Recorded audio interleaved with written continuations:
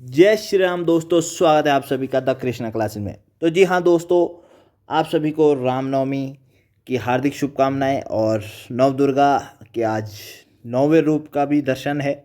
सिद्धरात्रि माँ भगवती भगवान श्री राम आपको सदैव उन्नति के मार्ग प्रशस्त करे और सकारात्मक ऊर्जा से भरा रखे। तो जी हाँ दोस्तों, बात करते हैं वन दरोगा की। और वन दरोगा के कुछ टॉपिक है यूके फॉरेस्ट्री से रिलेटेड है।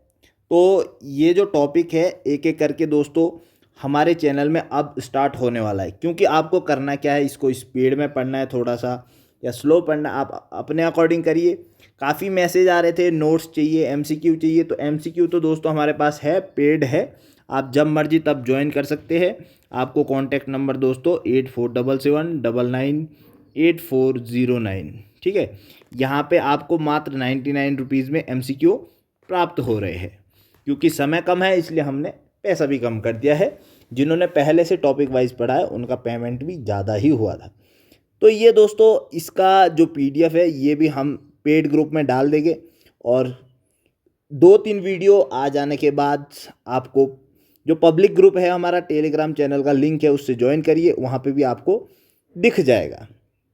तो ये हो गया दोस्तों आप सभी के लिए। अब बात करते हैं जो वीडियोज़ है, बिना पीडीएफ के आप वीडियो को देख सकते हैं अच्छे से और अपने खुद से स्वयं के नोट्स बना सकते हैं। तो शुरू करते हैं दोस्तों आज का टॉपिक। और टॉपिक हमारे को आप सभी ने देख ही लिया होगा कि इससे पहले टॉपिक है ये, थोड़ी सी 3 बातें हैं, इनको आप ध्यान में रखेगा। 106 राष्ट्रीय उद्यान है हमारे पास, ठीक है। और साथ में दोस्तों यहाँ पे आप देखेंगे जो सबसे पहला राष्ट्रीय उद्यान है कौन सा है, कार्बेट राष्ट्रीय उद्यान। और सबसे नवीनतम देहिंग पटकई राष्ट्रीय उद्यान असम 106वां। तो ये चीज़ें दोस्तों आप सभी को पता होनी चाहिए। अब बात करते हैं कार्बेट राष्ट्रीय उद्यान, ठीक है। इस पे हम दोस्तों कुछ इम्पोर्टेंट चीज़ें हैं, सबसे पहले उसी पे चर्चा करते हैं। इसकी स्थापना 1936 में, और इसका जो क्षेत्रफल है आप देखेंगे 520.82 वर्ग किलोमीटर, ठीक है। पौड़ी में इतना है 312.76, और नैनीताल में 208.8 वर्ग किलोमीटर। स्थिति दोस्तों पौड़ी नैनीताल दोनों में है। कालाडूंगी में इसका मुख्यालय बना है, और यह देश में बना पहला नेशनल पार्क है, ठीक है। और संस्थापक इसके कौन है, हेली, ठीक है। अब दोस्तों इसके बारे में डिटेल में थोड़ा सा कुछ पॉइंट है उनको हम देखेंगे, ठीक है। अब ये जो पॉइंट है इसमें हम सबसे पहले देखेंगे कि इस पार्क की स्थापना तत्कालीन गवर्नर सर हेली के नाम पर हेली नेशनल पार्क के नाम से की गई है। इसकी स्थापना बंगाल टाइगर की रक्षा करने के लिए की गई, ठीक है। ये इम्पोर्टेंट है।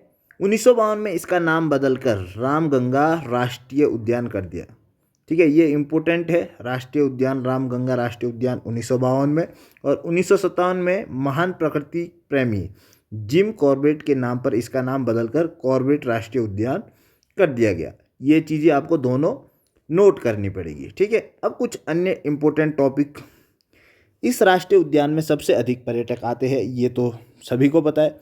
यह भारत का ही नहीं बल्कि एशिया का सबसे पहला राष्ट्रीय पार्क है।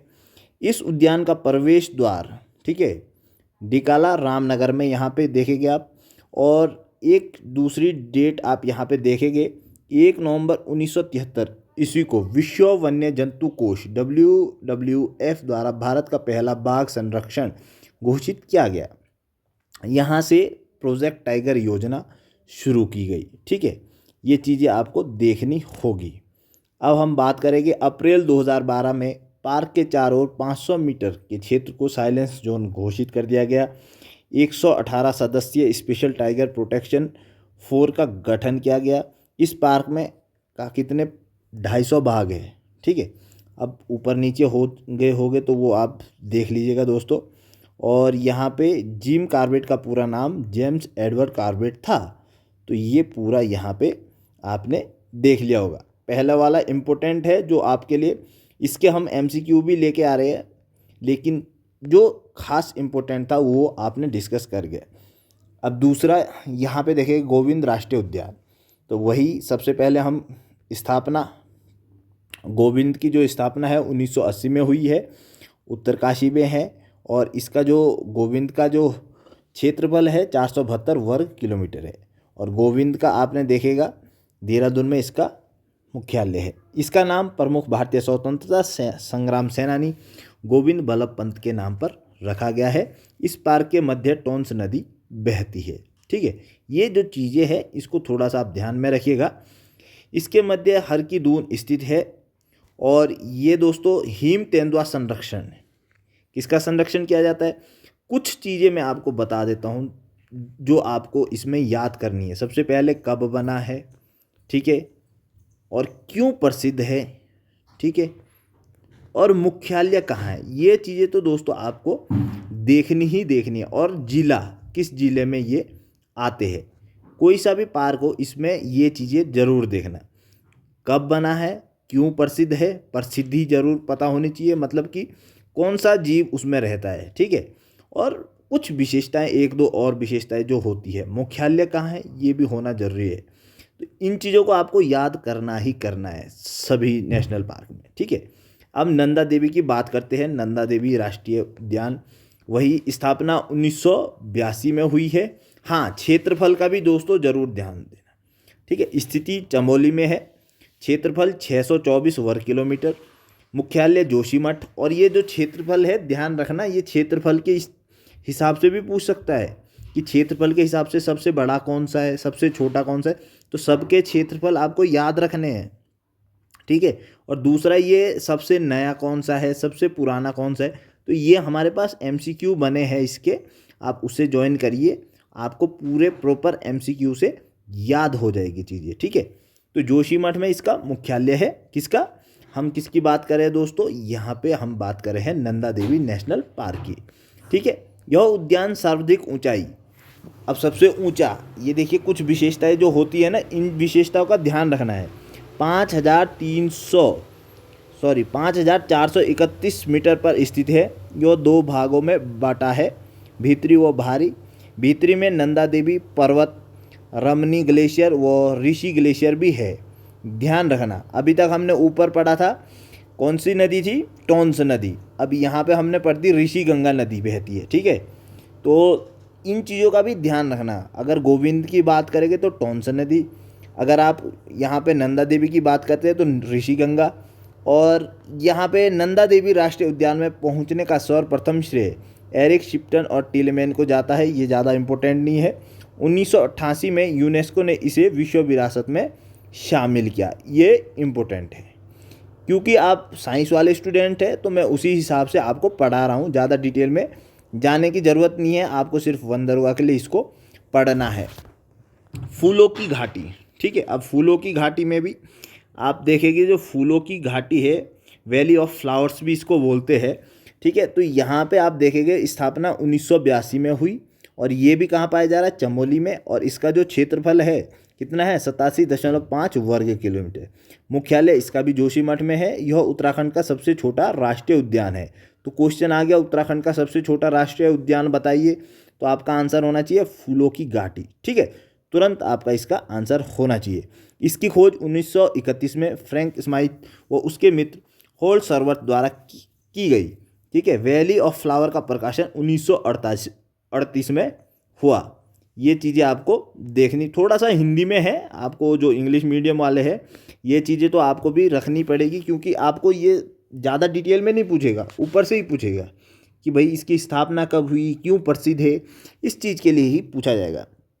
अब इसके बारे में कुछ इंपॉर्टेंट है। फूलों की घाटी, यह राष्ट्रीय उद्यान समुद्र तल से 3600 मीटर की ऊंचाई पर नर व गंधमादन पर्वत के बीच में स्थित है। कहाँ पे स्थित है, ये पर्वतों के बीच में आ गया, ठीक है। इस उद्यान में के मध्य में कौन सी नदी बहती है, पुष्पावती नदी, ये ध्यान रखना। और जो कामेट पर्वत के पुष्पोत्य ताल से निकलती है। तो पुष्पावती नदी कहाँ से निकलती है, कामेट पर्वत से, ठीक है। इस उद्यान के मध्य लिंगा ताल, आंचरी ताल स्थित है। ये इतना ज़्यादा इंपॉर्टेंट नहीं है, लेकिन ध्यान रखिएगा, यह सर्वाधिक जैव विविधता पाई जाती है यहाँ पे। यहाँ लगभग 500 प्रकार के फूल दिखते हैं। तो सबसे ज़्यादा जैव विविधता कौन से पार्क में पाई जाती है, ये इम्पोर्टेंट है, ठीक है।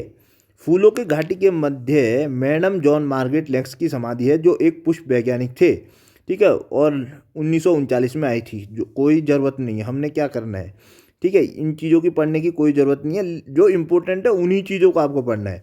फूलों की घाटी में फूल जुलाई के प्रथम, ये चलो छोड़ो, ठीक है। स्कंद पुराण में इसे नंद कानन कहा गया है। कालिदास मेघदूत, ये भी आपको पढ़ने की ज़रूरत नहीं है। फिर आपको पढ़ने की ज़रूरत है 14 जुलाई 2005 को यूनेस्को, ठीक है, कब, 14 जुलाई 2005, ये इम्पोर्टेंट है, ठीक है। यूनेस्को ने फूलों की घाटी को विश्व धरोहर के रूप में क्या कर दिया, संरक्षित कर दिया। अब आगे दोस्तों, राजाजी राष्ट्रीय उद्यान, इसके बारे में हम पढ़ेंगे।